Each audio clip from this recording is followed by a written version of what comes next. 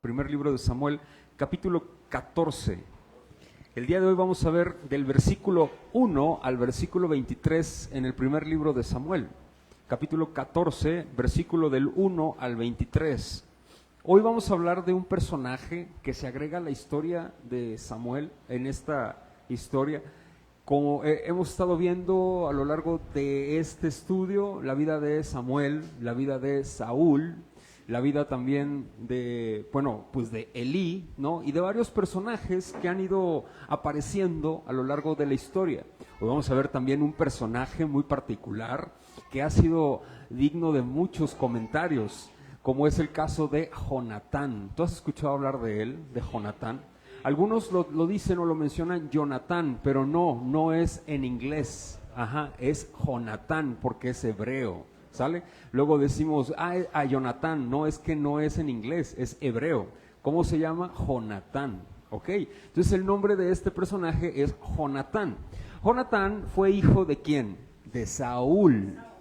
Quiero mencionar algo, y esto es muy importante, hacer mención de lo siguiente. La semana pasada hablamos acerca de Saúl y vimos cómo fue destituido por la desobediencia que cometió, que se apresuró. Concluimos que, pues el que nosotros nos sintamos desesperados, angustiados, nos lleva a hacer cosas, pues totalmente fuera de nuestro entendimiento, fuera de nuestra comprensión, fuera de nuestras casillas, ¿sí? Por así mencionarlo, como lo podríamos decir en el lenguaje más coloquial. Y veíamos cómo Saúl fue partícipe de esto, ¿no? Se sentía ya vienen los enemigos, ya vienen los filisteos, van a acabar, y luego mi ejército tiene miedo y empieza a disertar, y ¿sabes qué? Voy a ofrecer el sacrificio, ¿no? Y ofrece el sacrificio, lo veíamos la semana pasada, y Samuel le dice, ¿qué has hecho? O sea, ¿por qué no me esperaste? Y veíamos que muchos de nosotros así nos pasa, ¿no? Y lo traducíamos de esta manera. Hoy vamos a continuar con en este mismo entorno, en este mismo contexto. ¿Por qué, mis hermanos? Porque va la historia y la narrativa contra los filisteos, pero hoy aparece en escena uno de los hijos de Saúl llamado Jonatán. Y quiero mencionar algo. David tuvo muchas mujeres David. Podemos decir, David David tuvo a Abigail. Más adelante la vamos a ver. ¿Quién fue Abigail? Él la tuvo. Luego también se volvió a casar. Luego tuvo a Betsabé. Luego tuvo a varias mujeres, varias concubinas. A Mical también, varias mujeres, ¿no? Y Saúl tuvo a su esposa y una concubina, con la cual no tuvo hijos. Tuvo hijos de su matrimonio. No sé si me explico. A veces nosotros, y lo veíamos la semana pasada, apuntamos mucho a David, y qué padre David, y qué bonito David, pero saben, hermanos, David también cometió demasiados errores, ¿sí me explico? Como Saúl. Nosotros nos parecemos, y veíamos eso, también lo mencioné la semana pasada, nosotros nos parecemos muchísimo a Saúl, ¿no? Y somos muy dados a apuntar a Saúl, cuando nosotros nos parecemos más a Saúl que incluso a David. No sé si me explico, ¿no? Hoy vamos a continuar en este mismo entorno y aparece este personaje que se llama Jonatán. Saúl tuvo varios hijos, y quiero por favor que vayamos, antes de analizar el texto que vamos a estudiar hoy, en 14, ahí en el primer libro de Samuel, capítulo 14, pero vamos al versículo, por favor, 48. 49, perdónenme. Aquí falta uno de los hijos de Saúl. Fíjense en el versículo 49, y los hijos de Saúl fueron Jonatán y Sui, dice, y luego Malquisúa. Los nombres de sus dos hijas eran, el de la mayor, Merab, y el de la menor, Mical. Aquí falta otro hijo que viene en el primer libro de las Crónicas. Este hijo llevaba por nombre Isboset, que viene en el primer libro de las Crónicas. Esto es interesante. Saúl tuvo 4 hijos varones y 2 mujeres, de su esposa. Aquí viene más adelante en el versículo 50, y el nombre de la mujer de Saúl era Ahinoam, hija de Ahimás. Viene más adelante que Saúl tuvo una concubina, en el libro de las Crónicas también, y que se llamaba Rispa. Pero no tuvo hijos, no hay mención de que tuvo hijos con esta concubina, ¿no? David tuvo un problema grave con cuestiones de la pornografía, y lo vamos a ver cuando lleguemos a ese tema, cuando lleguemos con David, porque David tuvo ese problema muy fuerte. Lo mismo el caso fue heredado de Salomón. ¿Te acuerdas del rey Salomón? ¿Cuántas mujeres tuvo Salomón? 1000. A veces vemos a Salomón y decimos, bueno, es que escribió tantos proverbios, escribió esto, hizo lo otro, y fue un rey muy rico, sí, pero también tuvo 1000 mujeres y adoró a muchísimos dioses paganos, ¿no? Entonces, esto viene repitiéndose por cuestión de crianza. Si yo puedo ver una crianza más o menos mejor que la de David y mejor que la de Salomón, ¿sabes cuál fue? La de Saúl. Porque Saúl, los hijos, tanto Jonatán como todos los demás hijos, incluidas sus hijas, estaban con Saúl siempre. ¿Y sabes por qué? Incluso cuando iban a la guerra. Estos son libros extrabíblicos y es muy interesante. Cuando iban a la guerra, solo el rey iba y su familia se quedaba resguardada. ¿Por qué? Pues para proteger a la familia, me explico. Pero las hijas, fíjense, las hijas y los hijos de Saúl siempre iban con él a todos lados. ¿Por qué crees que querían estar con su papá? Aparte de ser el rey, porque había algo, una cercanía, me explico, aparte de ser padres e hijos, había una cercanía, había una crianza muy diferente. Caso contrario a David, que uno de sus hijos llamado Absalón, no sé si tú lo has escuchado, quiso matarlo para quitarle el reino. No sé si me explico, ¿no? Entonces, esto es muy interesante, pero podemos ver matices de que David, ¿a qué voy con esto?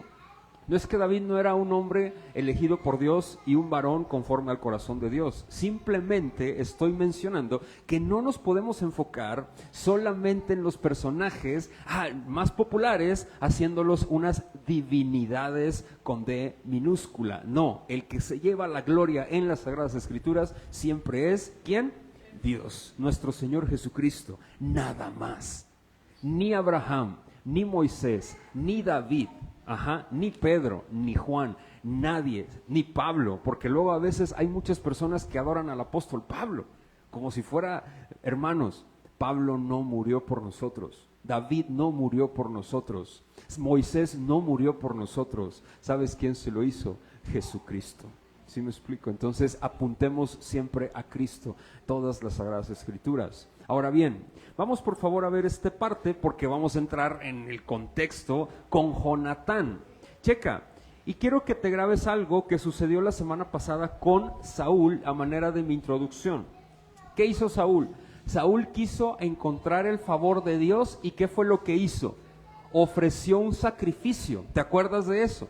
Saúl no tenía permitido ofrecer el sacrificio. ¿Quién fue el que lo hizo? Saúl, pero debía de ofrecerlo ¿quién? Samuel. Entonces, él quería ofrecer un sacrificio para obtener el favor de Dios. ¿Queda claro esto? ¿Sí o no? Grábate esto, hermano, hermana, por lo siguiente. ¿Tú has hecho sacrificios a veces para agradar a Dios? No me respondas. Tú sabes que los sacrificios Dios no le interesan. Tú sabes que no le interesan. ¿Sabes qué sí le interesa? Solo le interesa un corazón contrito y humillado, porque eso no desprecia a Dios. Y eso tiene que ver con la fe. Y hoy vamos a ver este capítulo, la fe. La fe, pero una fe que actúa, no solamente una fe que se queda en el aire. ¿Sale? Vamos por favor a leer capítulo 14 del primer libro de Samuel con este personaje, Jonatán, y vamos a leer del versículo 1 hasta el versículo 23, si me haces el favor. Después te mencionaré el esquema de mi sermón. Dice en el versículo 1, aconteció un día que Jonatán, hijo de Saúl, dijo a su criado que le trajera las armas.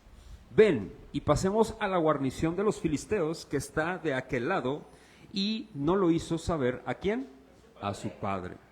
Dice, y Saúl se hallaba en el extremo de Gabaa, debajo de un granado que hay en Migrón, y la gente que estaba con él era como 600 hombres. Y Ahías, hijo de Ahitob, hermano de Icabod, hijo de Finés, hijo de Elí, sacerdote de Jehová en Silo, llevaba el efod, y no sabía el pueblo que Jonatán se hubiese ido. Verso 4. Y entre los desfiladeros, por donde Jonatán procuraba pasar a la guarnición de los filisteos, había un peñasco agudo de un lado y otro del otro lado. El uno se llamaba Bosés y el otro se llamaba Cené.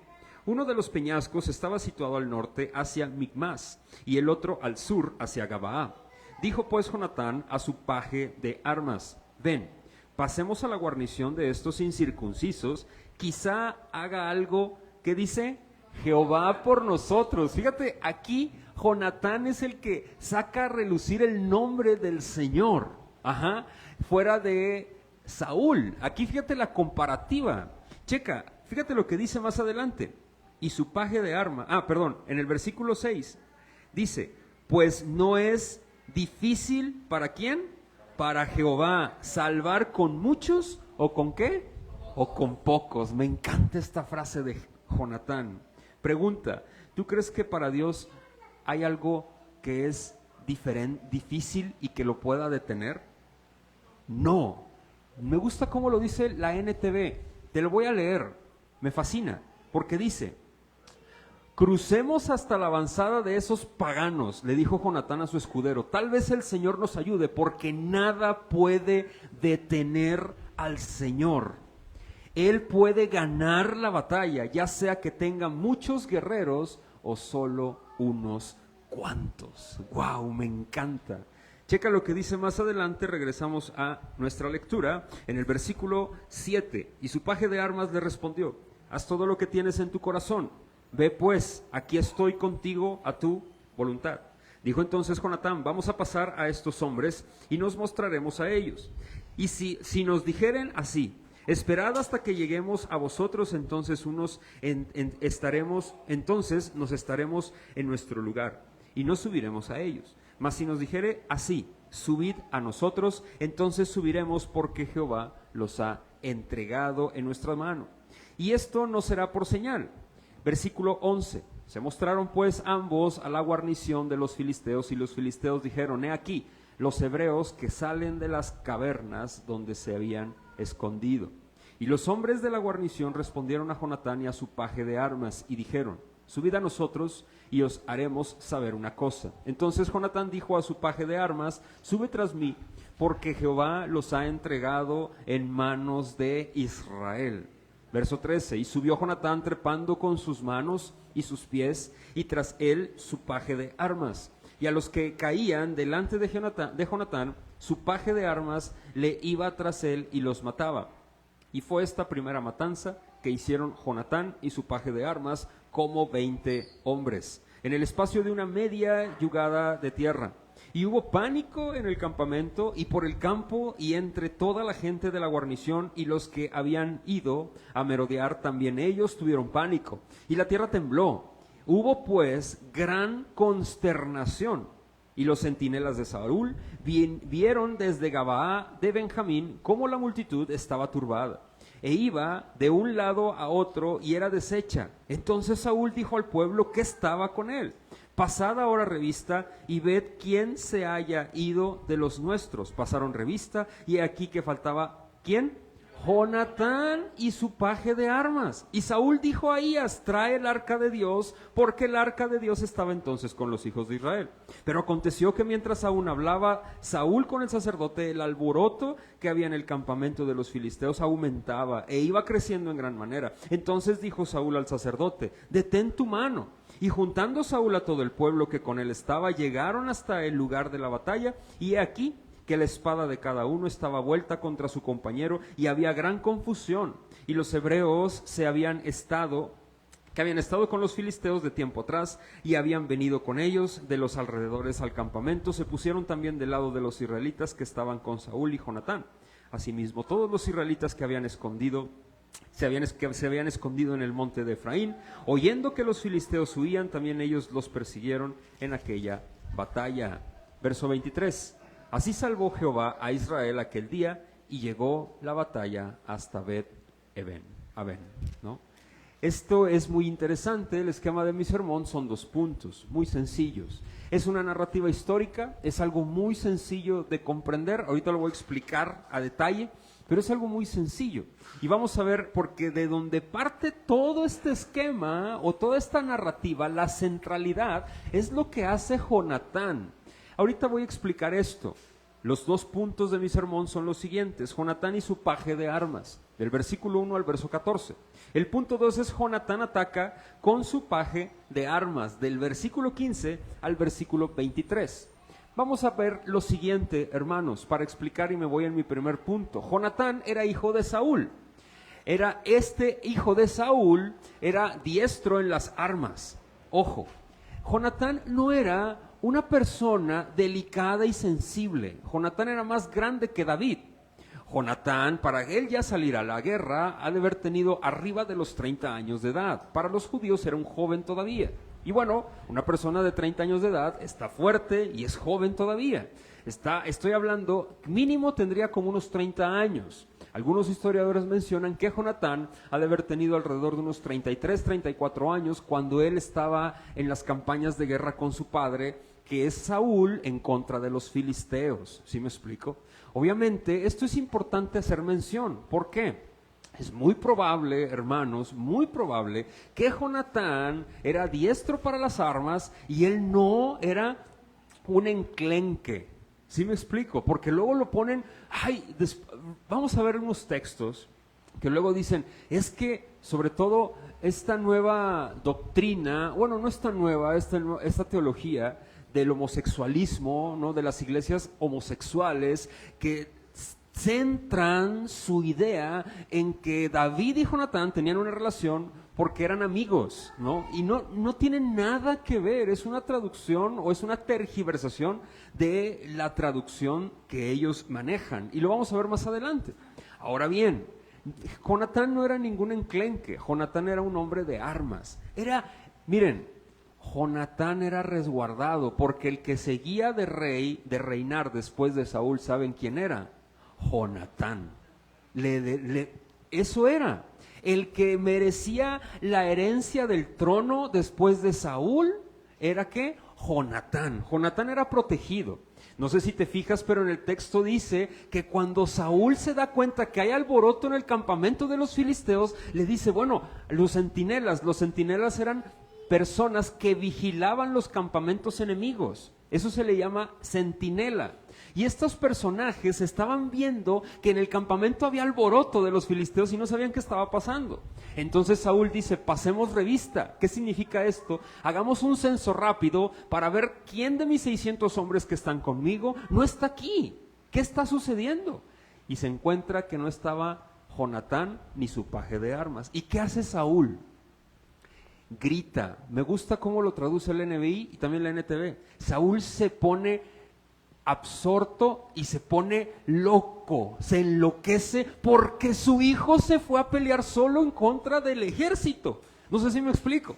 Entonces le dice al sacerdote, ya deja eso, vamos, ¿por qué? Vamos por mi hijo. No sé si me explico. Saúl tenía una característica muy interesante, que era un padre presente para con sus hijos. No sé si me explico. Amaba tanto a su familia y que, mira, quiero hacer un paréntesis. Yo vengo de una familia, yo no me crié con mi padre, me crié con mi madre, ¿sí? Entonces, yo no comprendía, lo comprendo ahora que soy padre, pero no comprendía lo que es la unión de un padre con un hijo. No sé si me explico, o sea, la paternidad, la cercanía paternal que se tiene con un hijo. Es maravilloso cuando tienes a tu papá y que es un padre presente no solamente a que el hombre esté ahí en la casa, no. O sea, que se involucre contigo, que esté contigo, trae una identidad al ser humano. El género masculino, la paternidad, trae una identidad a los hijos, ya sean hombres como mujeres, ¿eh? Esto lo quiero mencionar y es una realidad bíblica, no es el tema, pero a lo que quiero llegar es a lo siguiente. Ahora que soy padre, yo me doy cuenta que la interacción que yo tengo con mis hijos genera vínculos tan estrechos y fuertes que se marca en el corazón del hijo de por vida. No sé si me explico. Igual como una madre. igual como una madre. No estoy desechando la maternidad, para nada. Es una gran bendición la maternidad. Pero el padre es el líder de familia. ¿Sabes por qué Satanás se ensaña tanto con la masculinidad? Porque sabe que los cabezas de familia somos los varones y tenemos la responsabilidad de la familia, porque afirmamos el corazón de los hijos y les damos la identidad. Hijos, varones, hijas, mujeres. ¿Sí me explico? Obviamente hay temas aparte que se cuecen aparte. Quiero usar esta expresión, permíteme usar esta expresión. Por ejemplo, una madre soltera que tiene que hacerla de papá y de mamá al mismo tiempo. ¿Sí me explico? Y esos hijos crecen afirmados también por la gracia de Dios. ¿Sí me explico? Son casos muy particulares. Pero, hermanos, Saúl, regreso al tema y cierro mi paréntesis. Saúl era un hombre estrecho con sus hijos, no sé si me explico, unido con sus hijos, en este caso con Jonatán. ¿Sí queda claro esto? Vamos a ver más adelante, obviamente tiene distorsiones Saúl, como todos nosotros, y tuvo errores y aciertos también, como David los tuvo. Vamos a ver, ya se acerca la historia de David y cómo David es usado por Dios tremendamente, y es un varón que es digno de imitar en algunas cosas, pero también Saúl, no sé si me explico. Vamos a ver por favor esta parte, porque en el primer tema o en la primera parte, Jonatán y su paje, Jonatán le dice a su paje de armas, vamos. ¿Y qué es lo que hace Jonatán? Hace esto, miren, había cuando dice la Biblia peñasco, que es esto, miren, los israelitas estaban en una zona baja, ¿sí? Estaban ocultos en una zona baja. Y para llegar a los filisteos necesitaban subir una colina, ¿sí? Y luego veían a los filisteos por arriba. O sea, los filisteos tenían ventaja porque ellos veían a los israelitas en parte baja. No sé si me explico. Los filisteos estaban arriba, los israelitas estaban abajo. ¿Sí queda claro eso? Entonces le dice Jonatán a su paje de armas, oye, ven, tráeme mis armas. ¿Sabes qué? Vamos atacar a los filisteos. Pregunta, ¿era una locura? ¿Sí o no? Él solo con su paje de armas en contra de ¿quién? De un ejército completo. Y eran 600 hombres nada más, pero él era solo con su paje de armas. Y el paje de armas le dice, bueno, mira, va, haz lo que bien te parezca. Pero quiero que avancemos en el relato y que analicemos este versículo, que es un dicho que utiliza Jonatán, y es fabuloso. A mí llegó a mi corazón. Checa lo que dice en el versículo 6. Dijo pues Jonatán a su paje de armas, ven, pasemos a la guarnición de estos, que dice, incircuncisos. ¿Sabes qué significa esto? Paganos. Pero en unas versiones dice, hey, ven, pasemos, fíjate lo que dice, ven, pasemos a la guarnición de estos paganos. O sea, lo que quería Jonatán era irse escalando y que los filisteos lo vieran. Yo quiero que me vean esos paganos. Pero fíjate lo que dice más adelante en el versículo 7. Dice, en el versículo 6, incircuncisos, quizá haga algo, ¿quién? Jehová por vosotros. Y aquí es donde yo mencioné al principio, la fe. ¿Te acuerdas que lo dije? La fe. Miren, Jonatán está sacando el nombre de Jehová a relucir, de su Dios, del Dios de Israel. Esto es muy interesante. ¿Por qué? Mira, ya lo mencioné en la NTV y dice, crucemos la avanzada de estos paganos, le dijo Jonatán a su escudero, tal vez el Señor nos ayude, porque nada puede detener al Señor. Y me encanta eso. Los filisteos, mis hermanos, era un ejército cruel y que no tenían piedad de nada. Era imposible atacarlos sin la ayuda del Señor. Todo el pueblo de Israel siempre, el ejército de Israel siempre buscaba la ayuda del Señor. Y aquí, ¿se acuerdan lo que mencioné de Saúl? Y lo veíamos la semana pasada, lo que hizo Saúl. Buscó el favor de Jehová para ir en contra de los filisteos, ofreciendo ¿qué? Un sacrificio, un holocausto, ¿te acuerdas? Esto es muy interesante, Porque nosotros siempre pensamos que por hacer sacrificios al Señor vamos a obtener su favor. No sé si me explico. Por ejemplo, mira, yo hago un sacrificio y no estoy hablando de matar algo, de hacer algo, no. Pero a lo mejor yo hago, hoy voy a ayunar 40 días y 40 noches, Señor, para que me cumplas esto. O para que me veas bien. O para que, no sé si me explico. Tratamos de hacer algo para agradar a Dios.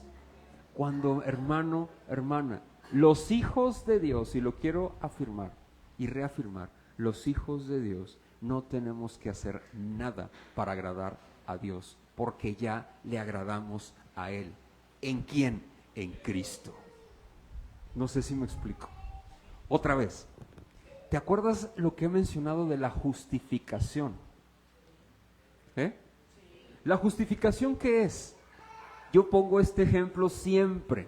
La justificación es la justicia de Cristo, o sea, la perfección de Cristo, su estado perfecto, su vida perfecta y el sacrificio perfecto que hizo por los suyos, el pago, la ira, todo eso, el pago de nuestros pecados y su vida perfecta es impuesta sobre los hijos de Dios. Eso es la justificación. Su justicia es puesta sobre los hijos de Dios. ¿Quiénes somos los hijos de Dios? Aquellos que hemos nacido de nuevo y que ahora nacemos de nuevo primero, y cuando nacemos de nuevo nosotros creemos en Él, en su obra, pero ya cuando nacimos de nuevo. No sé si me explico. Primero es necesario, para poder ver y para poder entrar en el reino de Dios, es necesario nacer de nuevo. Juan capítulo 3 lo dice, Jesús mismo se lo dice a Nicodemo. Ahora bien, aquel cuando ya naces de nuevo, eso es algo sobrenatural, esto no depende de ti, es algo sobrenatural. Y cuando naces de nuevo, ¿sabes qué haces? Tú crees. ¿Qué crees? Que Jesús es tu Dios, es tu Señor, es tu Rey, es tu amo, es tu gobernante supremo. Crees en el mensaje que Él predicó, que Él habló, que es el que Él murió por tus pecados conforme a las Escrituras, estuvo en la tumba y resucitó al tercer día conforme a las Escrituras. Eso es el Evangelio. Eso tú lo crees después de haber nacido de nuevo como mensaje y autoridad absoluto. Lo abrazas y así tú te das cuenta que eres salvo. No sé si me explico. Primera de Corintios capítulo 15, el apóstol Pablo lo menciona del versículo 1 al versículo 4. Si ustedes han abrazado ese mensaje, si ustedes lo viven, ustedes han nacido de nuevo y ustedes han sido salvos. Palabras más, palabras menos, lo menciona. Ahora bien, esto es interesante. ¿Por qué, hermanos y hermanas? Los hijos de Dios no tenemos nada que hacer para agradar a Dios, porque ya le agradamos ¿en quién? En Cristo. Esto puede sonar un poco extraño, pero tú y yo hacemos las cosas no para ganarnos el favor de Dios. Quita ese chip. Lo hacemos ¿por qué? Por amor y por gratitud. Mira, si alguien te hace un favor grandísimo, ya lo he dicho, un favor, aquí, voy a poner este ejemplo que es muy burdo y es muy pequeño a comparación de lo que Él hizo por nosotros. Pero es para que podamos comprender. Si alguien hace un favor muy grande por ti y por mí, ¿le estás agradecido, sí o no? Sí. Y utilizamos esa frase, estoy eternamente, ¿qué? ¿Sí o no? Sí. Y quieres hacer lo que sea. Pregunta, ¿lo harías por obligación? No. ¿Lo harías por qué? Por gratitud y por agradecimiento y por amor. ¿A poco no? Bueno, eso es. El Señor hizo por nosotros algo que tú y yo no podíamos hacer. Pagar el precio para poder ser reconciliados con el Señor. Y ahora se nos imputa su justicia.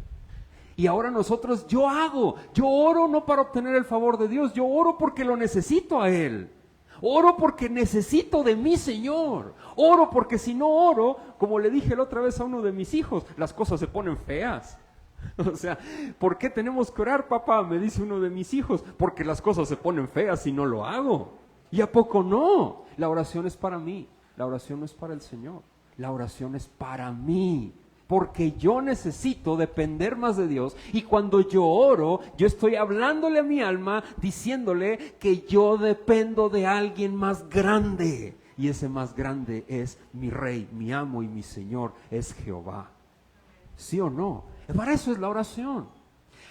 Hermanos, yo ayuno. ¿Sabes por qué ayuno? Porque yo quiero crecer en la santidad.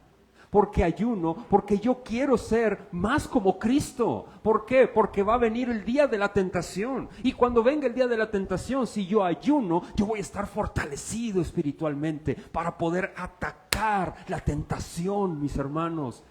Mateo capítulo 4, para eso es el ayuno. El ayuno es para fortalecerme espiritualmente. ¿Para qué? Para el día malo. ¿Sí me explico? Yo ayuno para eso, porque amo a mi Señor y quiero crecer en la santidad. Hermanos, yo leo la Biblia. ¿Por qué? Porque yo amo al Señor y quiero conocer más de mi amor. ¿Sí me explico? De quien amo, yo quiero conocer más.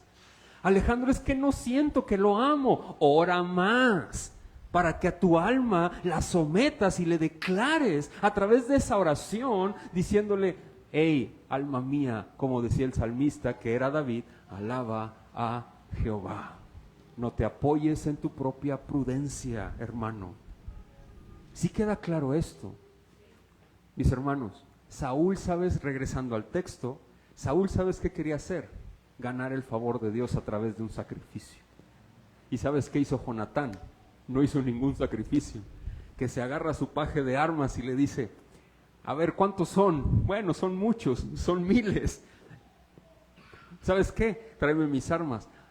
Al cabo, nada puede detener a mi Señor. ¡Guau! ¡Guau, hermanos! La fe salvífica, porque todos los seres humanos, permíteme mencionar lo siguiente, todos los seres humanos tenemos fe. Fe común, así se le conoce en teología. Todos, inconversos y conversos, todos tenemos una fe común. Todos los seres humanos creen en algo, incluso los ateos. Los ateos te pueden decir: yo soy ateo gracias a ¿quién? A Dios. Si Dios no existe, no existen los ateos, pero como existe Dios, existen los ateos. ¿Sí me explico? Los ateos existen gracias a Dios. Ahora bien, esto es importante mencionarlo, hermanos. Todos creemos en algo, pero cuando somos salvos, la fe salvífica proviene de Dios y Dios la pone en nosotros para que podamos creer. ¿Sí me explico? Y esa fe proviene de Él y no de nosotros. Esa fe es un don de Dios. Y esa fe, mis hermanos, es la que tú y yo tenemos que fortalecer por la obra gloriosa del Espíritu Santo. ¿Qué significa la fe? La fe es estar firmes, seguros y conscientes, como lo dice Hebreos capítulo 11, versículo 1, en que lo que se dijo es real, en lo que Él dijo es real, es verdad, y que yo tengo una esperanza y tengo la firmeza segura de que Él vendrá y yo me voy con Él. ¿Quién de aquí? No me digas, pero espero que de aquí ninguno tenga miedo de morir y de morir cuando muera, irse al cielo o al infierno. O sea, esté dudando que si cuando mueras te vayas a ir al infierno. Si tú tienes dudas, ¿sabes qué? Arrepiéntete. Arrepiéntete y pídele al Señor que te dé vida. No sé si me explico. Que te dé vida y que afirme tu corazón en Él. Porque un cristiano, como decía Thomas Watson, un puritano, decía un cristiano: la muerte es solamente el puente, el camino para poder llegar a los brazos extendidos de mi Señor, el refugio seguro por la eternidad. Amén. Así es que, hermanos y hermanas, Jonatán dice: ven, vamos, y empieza a subir esos peñascos. Pero dice algo muy interesante. Voy a este punto que viene en mi punto número 1 del sermón. ¿Quién ha pedido señales a Dios para decirle: si hago esto, que se cumpla esto? Si hago lo otro, que se cumpla lo otro, ¿no? No me respondas. Vas a decir: ay, hermano, entonces no son bíblicas. No, no estoy diciendo que no sean bíblicas. Pero luego estamos diciendo, a ver, Dios, que si pasa esto, va a ser que sí. Que si no pasa, va a ser que no. A veces andamos así, ¿no? Quiero mencionar lo siguiente. Jonatán hizo eso, ¿eh? ¿Jonatán qué hizo? Jonatán pidió una señal, bien sencilla. Le dijo a su paje de armas, mira, vamos, veamos a los circuncisos estos, a los paganos estos. Y si nos ven y nos dicen, vengan, y van a ver cómo les va. Eso es lo que dice en la traducción NTV o en otras traducciones. Vengan, si nos dicen que vayamos y van a ver cómo nos va. ¿Sabes qué? Dice Jonatán a su paje de armas, es la señal que Dios nos va a entregar ahora. Cualquiera de nosotros diría, es la señal para decir, ay no, es no, ¿verdad? Mejor nos vamos, ¿no? No, dice, si nos dicen, vengan y van a ver cómo les va.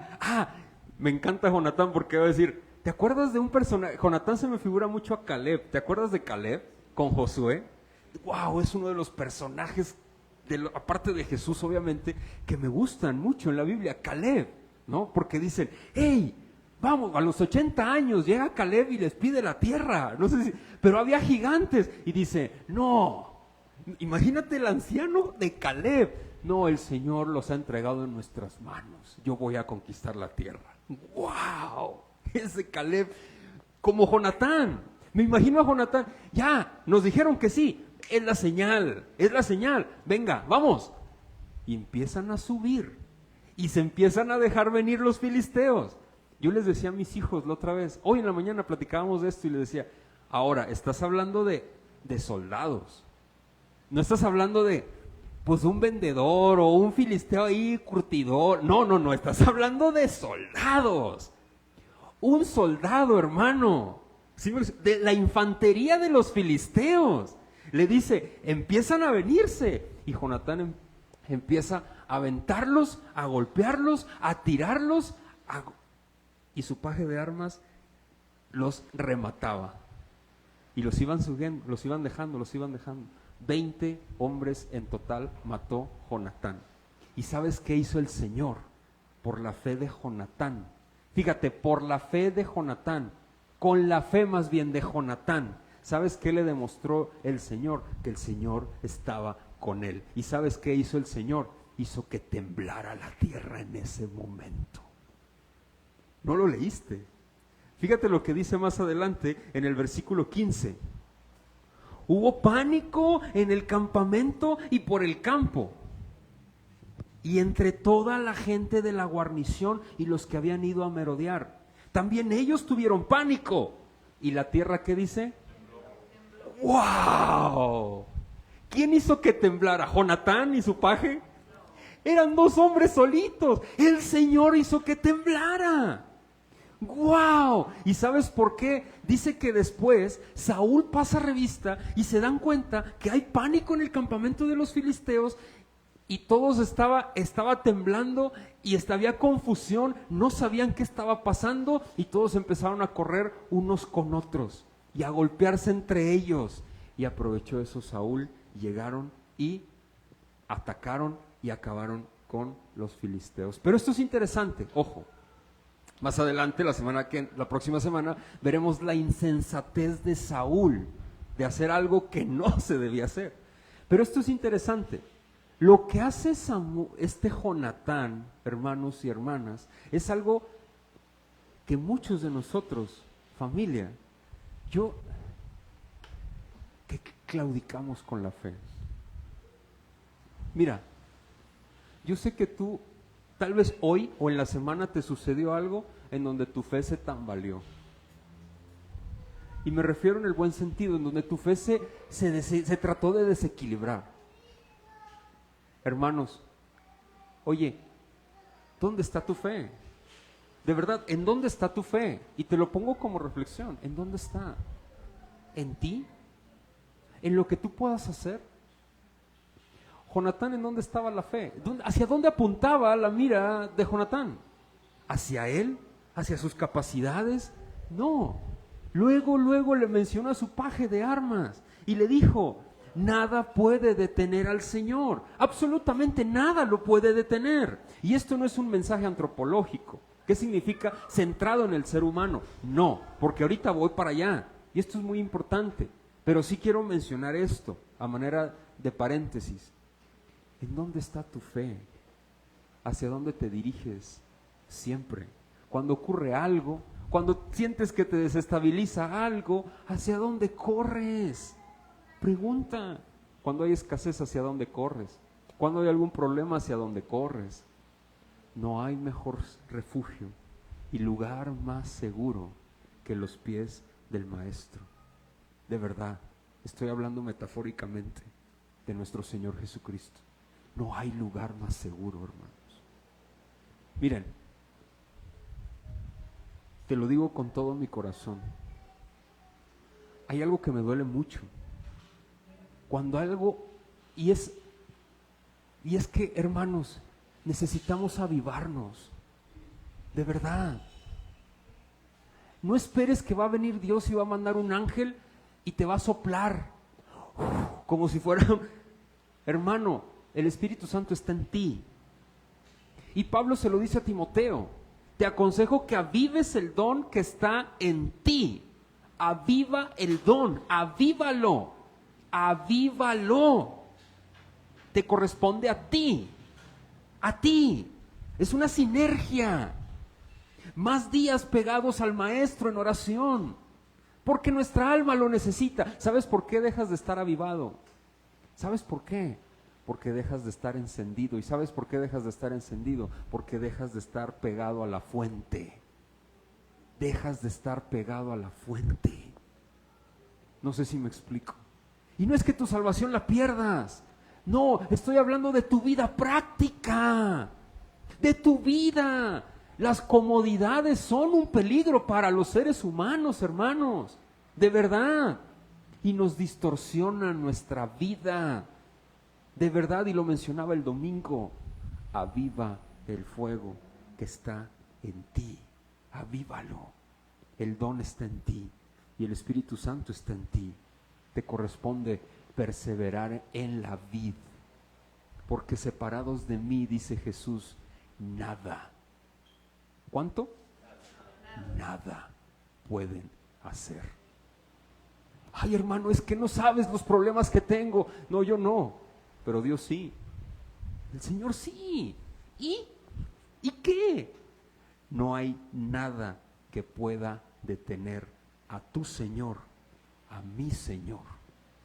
Quiero entrar en mi segundo punto, porque el paje de armas de Jonatán ataca junto con Jonatán, porque el paje lo remata. Pero más adelante dice Saúl, y concluyo con esto y voy a mis conclusiones. Dice Saúl: ¿quién es el que está haciendo este escándalo? ¿Qué está sucediendo? Pasan un censo rápido que se le llama revista y se dan cuenta que Jonatán no está, ni su paje de armas. Saúl se desespera: callen ya y vengan, vamos.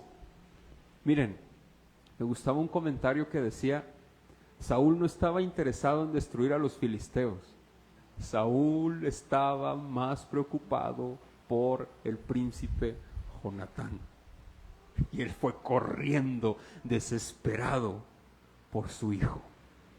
No sé si me explico.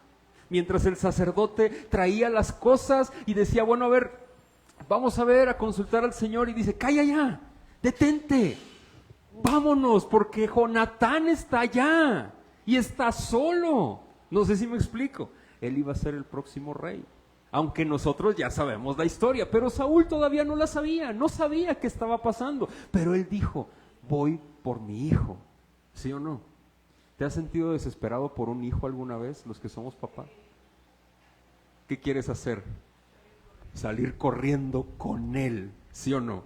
Y si fueras rey o si fueras la reina, y si tuvieras todo el poder que tenía Saúl, le echabas a todo tu poder para salvar a tu hijo, ¿sí o no? Eso es lo que está pasando con Saúl. Y también lo que pasó con David más adelante, con otros de sus hijos. No sé si me explico. Aquí está mostrando su paternidad. Pero algo muy interesante, mis hermanos, y concluyo con esto. Se junta Saúl, siguen adelante, destruyen a los filisteos y se acabó. ¿Pero por qué los destruyeron? ¿Por el sacrificio que ofreció Saúl? ¿Verdad que no? Utilizó Dios la fe ¿de quién? de un hombre llamado Jonatán. ¿Te fijas? Dios no, vaya, aunque los sacrificios tenían un objetivo, el objetivo nunca fueron agradar a Dios. El objetivo de los sacrificios, hermanos, siempre era apuntar a lo que venía. Pero los sacrificios eran la sombra solamente de lo que vendría, y eso lo dice Pablo. Pero los sacrificios apuntaban a la limpieza de nosotros y a mostrar nuestra inmundicia aquí en el pueblo de Israel. A eso apuntaban. Pero algo muy interesante, lo que Dios siempre le ha interesado es el corazón. No sé si me explico. Y hasta hoy Dios le sigue interesando tu corazón, mi corazón, nuestros corazones de su pueblo. Dios está más interesado por ti que tú mismo, por ti mismo. ¿Sabes por qué? Porque dio a su Hijo para morir en el Calvario por ti. ¡Qué impresión! Porque nosotros nos descuidamos tanto físicamente, espiritualmente, a cada rato. ¿A poco no? Y sabes, Dios te ama tanto, me ama tanto, que dio a su Hijo único para morir por mí y por ti en la cruz. Y aparte, nos dio de Él su Espíritu Santo, nos ha dado a su Espíritu Santo, a Dios mismo, para poder perseverar y permanecer en Él. ¡Qué maravilloso! Quiero terminar con esto. Checa. Esta conclusión, hermanos, yo puedo ver aquí cómo Dios le importaba, no tanto el sacrificio, sino la fe, muchísimo. Y podemos ver la comparativa de Jonatán con su padre, que es Saúl. Y en el texto anterior vemos cómo Saúl, él quería ver el favor de Dios por medio del sacrificio. Y a veces nosotros leemos la Biblia con la mentalidad de, ay Señor, voy a leer mi Biblia para agradarte. Ojalá y ya me sienta, ya me vaya bien en el día. Hoy sí me va a ir bien porque hoy sí leí mi Biblia, hoy sí oré, hoy sí escuché, puse atención en la prédica del pastor, no es más, la volví a escuchar porque hasta hice anotaciones y, ay Señor, mira, gracias. Es más, mañana voy a ayunar y te voy a ofrecer este ayuno. Hermanos, ¿tú crees que ese ayuno, tú crees que esa lectura, tú crees que esa oración, tú crees que esas anotaciones, y tú crees que me hayas puesto atención en el sermón, tú crees que vale más que la cruz del Calvario? Pregunta, ¿crees que vale más que la cruz? No, por supuesto que no. Ya le agradamos al Señor y ya lo expliqué. Ahora, esto es interesante. Jonatán, fíjate, esto no tiene más que cuando nosotros buscamos agradar a Dios por medio de sacrificios, ¿sabes qué estamos haciendo? Caemos en el legalismo, como Saúl, en el legalismo, legalmente hacer algo para agradar ¿a quién? Al Señor, a nuestra autoridad. Pero el Señor, aunque se goza en la obediencia, no quiere una obediencia a la fuerza. Por eso el Señor nos ayuda a través de Dios Espíritu Santo. ¿Sí me explico? ¿Sí queda claro esto? Jonatán creyó y actuó. Mis hermanos, ¿tú crees en el Señor o no? ¿Y actúas? Vivamos el Evangelio. Santiago lo dice, me voy con lo que dice Santiago en su carta. Tú me dices que tienes fe sin obras, muéstrame tu fe por las obras. No sé si me explico. Estoy hablando de una fe viva, una fe que hace, no una fe de palabras. Yo creo, pero mi vida sigue siendo igual. No, hermanos, cuando tú crees, tu vida es cambiada por el poder glorioso del Espíritu Santo en ti y en mí. Hermanos, Jonatán creyó, él actuó. Sin embargo, hay cosas a destacar en él y podemos ver cómo cuando cree, él se atreve a actuar. Y él actúa, pero no atrabancadamente, porque la fe no actúa atrabancadamente como lo hizo Saúl. ¿Te acuerdas la semana pasada? Saúl actuó atrabancadamente, desesperado. La fe espera siempre.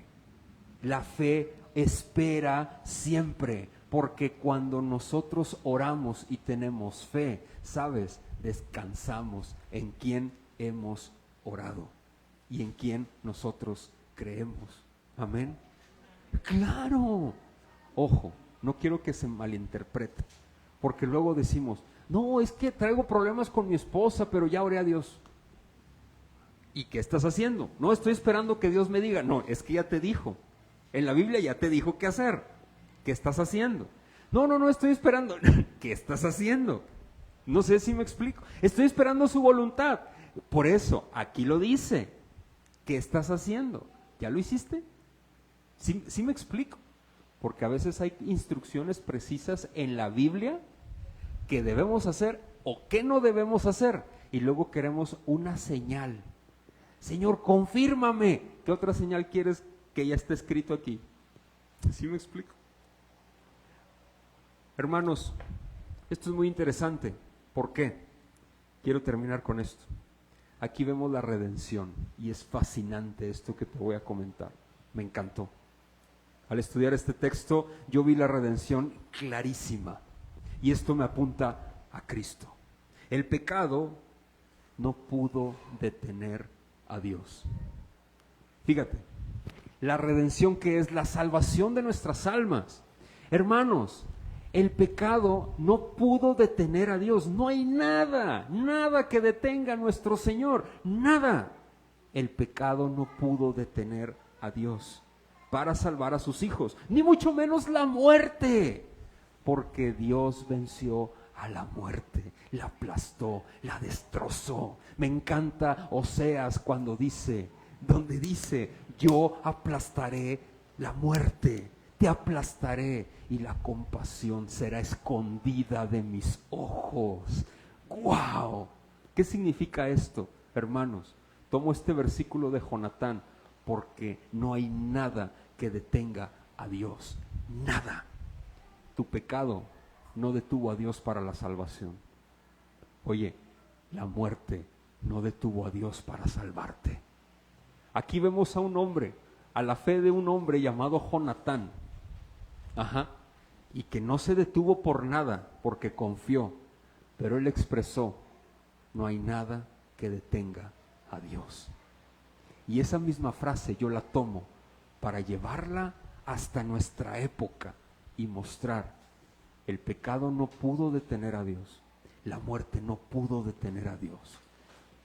Hermanos, nada ni nadie puede detener a nuestro Señor. Tú eres salvo, yo soy salvo. Vencimos a la muerte por Cristo. Oh muerte, ¿dónde está tu aguijón? Oh sepulcro, ¿dónde tu victoria? ¡Wow! Porque nada ni nadie puede detener a nuestro Dios. Amén. Quiero que terminemos con este texto bíblico en Oseas, por favor, en el Antiguo Testamento, en uno de los profetas.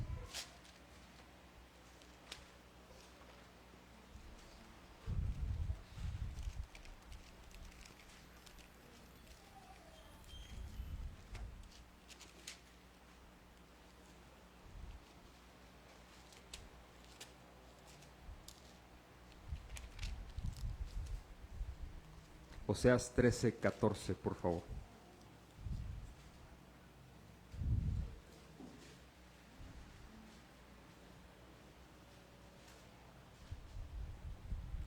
¿Listos? Oseas 13:14.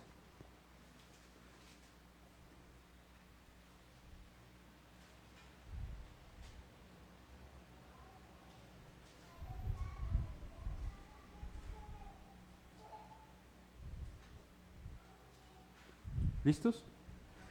Fíjense lo que dice. De la mano del Seol los redimiré. El Seol es la muerte, el Hades, el lugar de los muertos. Los libraré, ¿de qué dice? De la muerte. Oh muerte, dice Dios, por boca del profeta, les está diciendo al pueblo, oh muerte, yo seré tu muerte y seré tu destrucción, oh Seol, la compasión será escondida. ¿De qué dice? ¡Wow! ¿Quién hizo eso? Jesús destrozó a la muerte. El único que resucitó, que venció, destrozó la piedra del sepulcro y se levantó para decir: yo vivo hoy. Y con Él nosotros hemos vencido la muerte.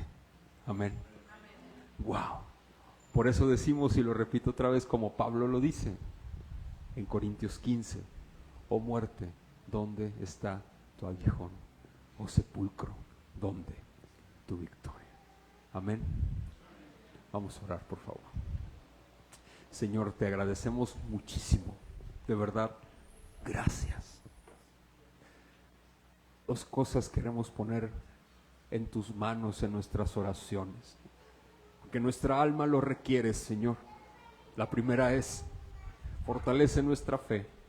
Somos tan frágiles, nos dejamos envolver por cosas tan vanas, tan paganas, tan efímeras, tan absurdas. Antes que nada, perdón. Y fortalécenos, Señor. Fortalécenos, mi Dios. Y segundo, queremos pedirte, Padre, que nos afirmes, que afirmes nuestra fe, que abracemos, mi Señor, como decía el apóstol Pablo, llegará nuestra muerte, mi Dios, aquí en este mundo, pero abriremos nuestros ojos y te veremos a ti con los brazos extendidos. Gracias, Señor Jesucristo, porque venciste a la muerte, nos has redimido, porque no hay absolutamente nada que te pueda detener, ni nuestro pecado, ni mucho menos la muerte. Esto es lo segundo que oramos, Señor. Afirma nuestra fe, fortalécenos, afírmanos, sabiendo que solo tú has vencido. Y gracias. Gracias, Señor, por la obra tan hermosa que has hecho por nosotros en el Calvario. Gracias. Gracias porque a la luz de un hombre llamado Jonatán nos has mostrado que no existe, de una frase de él, que no hay absolutamente nada que te detenga, mi Señor, Dios grande de Israel. Afírmanos, ayúdanos y fortalécenos. Y decimos como el salmista: alma mía, alaba a Jehová.